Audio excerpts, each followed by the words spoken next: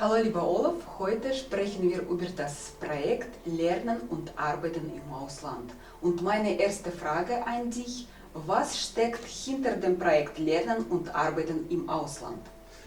Ja, meine liebe Ina, du kennst ja unsere Champions Tour und im Rahmen dieser Champions Tour vermitteln wir unseren Teilnehmern die Möglichkeit, sich selbst zu stärken, die Potenziale auszubauen, die man hat.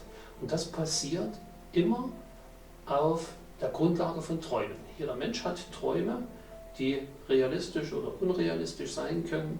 Auf alle Fälle sind Träume ein ganz wichtiges Medium und aus diesen Träumen heraus werden dann Wünsche geboren. Man setzt sich Ziele, man möchte die Ziele dann auch gerne erreichen. Und mit den Methoden und Tools unserer Champions Tour kann der jeweilige Teilnehmer diese Ziele auch erfolgreich umsetzen. Da wir derzeit uns gerade international erweitern, haben wir festgestellt, dass das nicht nur in Deutschland, sondern auch in anderen Ländern immer wieder ein großes Thema ist, dass sich die Teilnehmer darauf konzentrieren oder ein Ziel setzen, arbeiten, leben, lernen im Ausland. Und daraus heraus ist dieses Projekt bei uns geboren worden, weil wir international unterwegs sind und auch diese Erfahrung gemacht haben. Warum hat gerade Youth Club ein Projekt wie dieses gestartet? Ja, wie schon erwähnt, es geht also darum, dass wir die Interessenten, die also solche Ziele sich gesetzt haben, auch eine nötige Unterstützung bekommen. In der Champions Tour vermitteln wir ja die verschiedenen Tools, die verschiedenen Methoden, um die Ziele zu realisieren, aber das geht nicht immer ohne Hilfe. Gerade wenn es also um einen Auslandseinsatz geht, dann müssen wir also registrieren, dass dort Hilfestellung notwendig ist. Das sind Sprachbarrieren, das sind behördenrechtliche Sachen, die also dort immer eine Rolle spielen. Und wenn man denjenigen Interessenten dort allein lässt, wird das in der Regel dazu führen, dass das Ziel abgebrochen wird. Wir wollen aber unsere Interessenten dahingehend bringen, dass sie also ihre Ziele verwirklichen können und bieten also durch dieses Projekt die entsprechende Unterstützung an.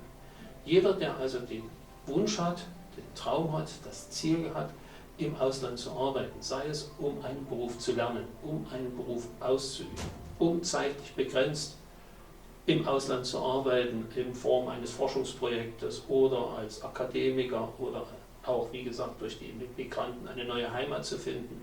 All das sind also die Faktoren, die uns dazu veranlasst haben, diese Interessenten zu begleiten und zum Erfolg zu führen. Welchen Nutzen bringt eine Teilnahme am Projekt? Ja, das sind zwei Aspekte, die wir hier betrachten müssen. Zum einen der Nutzen für den Teilnehmer und zum anderen der Nutzen für die Firma. Denn beide müssen ja zusammenkommen und das ist ja das, wo wir uns dann stark machen. Der Nutzen für den Einzelnen ist, dass er erstmal im Ausland neue Erfahrungen sammeln kann, die er vielleicht sonst nicht gewonnen hätte. Auf der anderen Seite gibt es dann die Möglichkeit, je nachdem, was ich machen will, einen Beruf erlernen, ein Studium absolvieren oder Arbeitserfahrung zu sammeln, die dann im eigenen Heimatland umzusetzen. Ich habe also dort bessere Jobperspektiven. Auf der anderen Seite haben wir die Unternehmen, die also diese Facharbeiter, diese Fachkräfte aufnehmen bei sich. Die haben den Vorteil, dass sie erstens mal Stellen besetzen können, die intern oder überhaupt im heimischen Markt nicht besetzbar sind, weil zu wenig Arbeitskräfte da sind. Zum anderen gibt es die Möglichkeit, wenn ich solche ausländischen Fachkräfte bei mir in der Firma habe, steigt natürlich mein Image als Firma. Zum Dritten gibt es einen Riesengewinn hinsichtlich der Innovation. Wenn also jemand aus einem anderen Land kommt, andere Erfahrungen gemacht hat in der Lehre, im Job, dann kann er die in dem jeweiligen Land, wo er versucht zu arbeiten, diese einbringen und damit insgesamt die Produktivität erhöhen. Zum Dritten gibt es die Möglichkeit, dadurch, dass ich also dann fremdsprachige Mitarbeiter habe, diese dann auch zum Beispiel einsetzen in der Kommunikation, das heißt also mit Kunden oder mit Zulieferern, mit Partnern und auch dadurch hat also die Firma einen Riesengewinn. Es ist also eine zweiseitige Sache und sehr lukrativ für beide Seiten. Welche Voraussetzungen müssen erfüllt werden, um teilzunehmen? Um im Ausland lernen und arbeiten, muss man erstmal eine abgeschlossene Schulbildung haben. Das ist also die Grundvoraussetzung. Je nachdem, was ich dann anstrebe, hängt davon ab, was auf dieser Schulbildung noch aufsetzt. Wenn ich nur eine Schulbildung habe, dann möchte ich vielleicht zum Beispiel einen Beruf erlernen.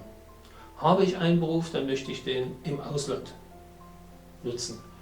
Habe ich ein Studium, kann ich im Ausland in die Forschung, in die Lehre gehen. Habe ich kein Studium, kann ich im Ausland studieren. All das sind also individuelle Lösungen, die jeweils davon abhängen, was derjenige als Ziel vorhat. Wie begleitet Youth Club den Prozess der Jobaufnahme im Ausland? Wir haben mehr oder weniger eine Vermittlerrolle. Das erste ist also, dass der Interessent sich meldet. Wir suchen dann im jeweiligen gewünschten Land nach Firmen, die ihn ausbilden wollen oder ihm einen Job geben wollen. Und wir spielen praktisch die Mittlerrolle. Wir sehen diesen Prozess so ein bisschen wie eine Wanderung von A nach B über eine bestimmte Brücke. Es sind ja dort auf dem Weg verschiedene Sachen zu erledigen. Wir sind die Brückenbauer und wir achten darauf, dass diese Brücke auch stabil ist, nicht dass sie also zusammenstürzt. Einfach mal diesen bildlichen Vergleich. Auf der anderen Seite ist es also so, dass wir erstmal die notwendigen Voraussetzungen bei dem Interessenten abchecken, die also für die Interesse, für den Job, für das Land notwendig sind.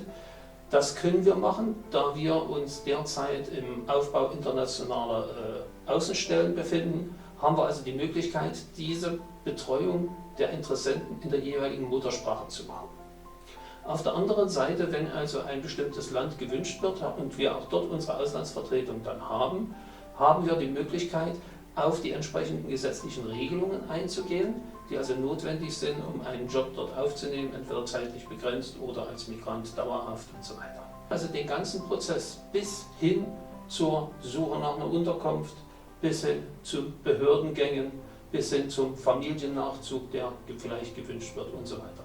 Das ist also unser Anteil an diesem ganzen Prozess. Was muss man tun, um mitzumachen? Das ist relativ einfach. Wer unsere Webseite kennt, www.youthglobe.com, kann sich dort auf unserer internationalen Seite als Interessent melden. Es gibt dort ein Fragenformular. Wir müssen also bestimmte Fragen stellen, weil, wie gesagt, es hängt davon ab, wo möchte derjenige hin. Und das sind also bestimmte Sachen, Voraussetzungen. Das wird also abgefragt und dann werden wir aktiv gucken nach, wen haben wir als Firma, wo können wir ihn hinvermitteln, reden mit der Firma, ob dort überhaupt etwas möglich ist, ob die Interesse haben oder nicht. Wenn nicht, müssen wir eine andere Firma finden. Und wenn wir eine Firma gefunden haben, dann bringen wir die beiden zusammen und dann müssen die erstmal miteinander klären, was wird gewünscht und dann achten wir auf die äußeren Rahmenbedingungen bis hin zum Arbeitsvertrag, bis hin zur Unterschrift für einen Mietvertrag und so weiter und so fort. Lieber Olof, vielen Dank für dein interessantes Gespräch. Bitte gern. Hast du auch den Traum, dich im Ausland beruflich zu verwirklichen und bist neugierig auf internationale Erfahrungen? Dann registriere dich auf www.youth-globe.com, damit wir dich bei deinem Ziel unterstützen können.